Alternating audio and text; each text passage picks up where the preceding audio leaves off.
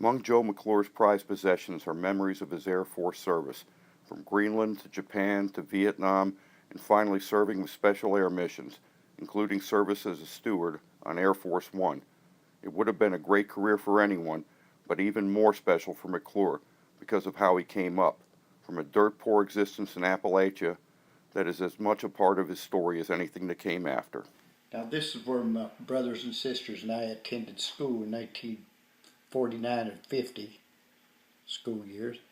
And this is a home that we lived in that was actually part of the family, but it wasn't ours as a whole, Now, would that have been, just average for people living in that area at the time? No, this was probably the ugliest and poorest house in the area. What got you into the Air Force, Joe? I wanted to get out of that environment, that part of the country. I wanted to get out and see the world and do something, make something more of myself than what my brothers and sisters and relatives, a lot of them had done. Not that I was any better than them, I just wanted to try to make something of myself. With no high school diploma, Joe McClure still managed to take it pretty far. I flew several missions with President Nixon, several with Gerald Ford.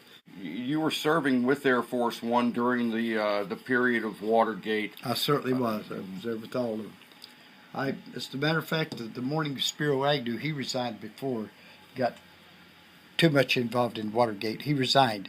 Mm-hmm. But Spiro Agnew, the morning he resigned, like I said, I was in the bathroom shaving. My wife come in and says, "You don't have to go to Europe today." I said, "Why not?" She said, "Because Spiro's giving his resignation speech." Richard Nixon, did his demeanor change during that time towards the crew or towards any of you? He grew a lot quieter, but he was still, he would still smile and carry on pretty much normal. But he got much quieter. What was the feeling among the crew? They were. In your I squadron? wasn't with them. All of us were very sad because Richard Nixon was a good man, very good man. He done a lot of good for this country. McClure did indeed see the world, but his best memory is a 1973 flight from D.C. to California. That was when Richard Nixon had a POW party. He had a dinner party at the White House, and then he went on to have at the Kennedy Center the entertainment. And the entertainment consisted of John Wayne and his wife, Jimmy Stewart and his wife were there, Ricardo Montalban, and Sammy Davis Jr., and Bob Hope. And I was selected to fly as one of the crew members to take him back to, take all these people back to Nashville and drop off Roy Acuff and the Smoky Mountain Boys, my favorite country music people, and on to California with John Wayne and Jimmy Stewart and those people. And Jimmy Stewart, being a pilot himself, a retired general in the Army Air Corps Reserve, he wanted to fly that big 707 we were on. So they let him fly for about 20 or 30 minutes. And so I'm probably the only guy you'll ever meet that flew as a crew member on a plane flown by Jimmy Stewart. Well, before I got into high school, I was just thinking I'd be glad just to finish the 9th grade, 8th grade, go ahead and get a job somewhere, working on a farm with somebody or something, hoping I'd maybe get to drive the tractor or anything that was better than what we had. And there was plenty of times we went to bed hungry.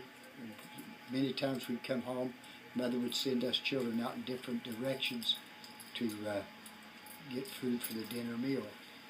And whatever was left over, we ate it for breakfast. My mother had passed away before I started doing this. She died at 54 years of old age.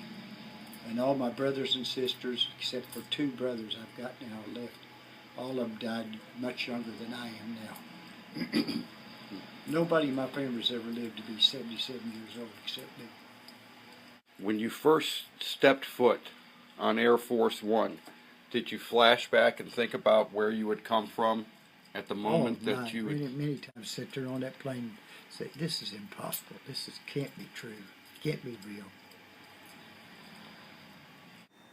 Reporting from the landing place of a uniquely American success story, this is Philip Gray, the Leaf-Chronicle.